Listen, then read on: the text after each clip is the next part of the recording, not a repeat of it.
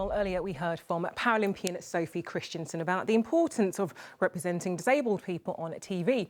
And many people are talking about an incredible moment in Strictly over the weekend when Eastenders star Rose Ayling-Ellis made a powerful tribute to the deaf community with her partner, Giovanni Pernice.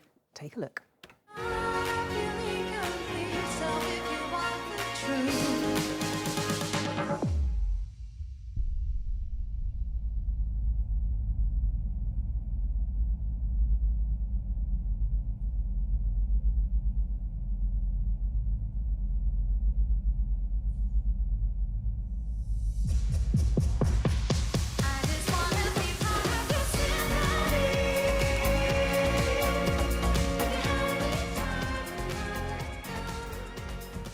Wasn't that something? Well, Judge Anton du Beke called it the greatest dance ever in the history of the show.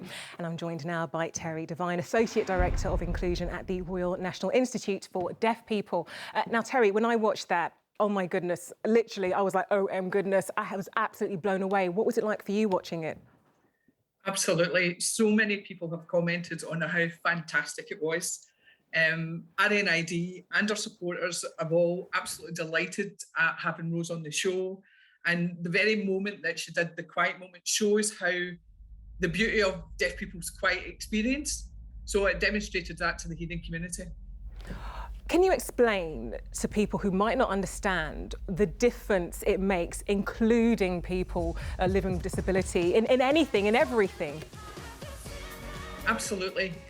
So particularly in the deaf community and their position, that they are so isolated from communication. That's the main thing for them. And to be able to include them in any form of communication takes away from that isolation and makes them feel part of the community altogether. So for somebody just to learn a bit of basic BSL to be able to communicate and learn some communication tips, which you can download from our website, thernid.org.uk, and learn how to actually communicate to deaf people without actually having to learn how sign language in the full extent. So, Teri, explain your experience growing up as somebody where sign language was your first language. Yeah, so I'm what we call a coder. So I'm a child of deaf adults, and both parents being profoundly deaf when I was born, I was the first child. That was their communication method. So I learned how to sign before I could actually speak. And I could communicate with my parents without actually being able to speak initially. So I spent all my life signing as a young person, went to deaf clubs and was part of the deaf community. And Teri, talk about also the increase in the number of people wanting to learn sign language. It's been incredible. It has been absolutely fantastic. There's several sort of providers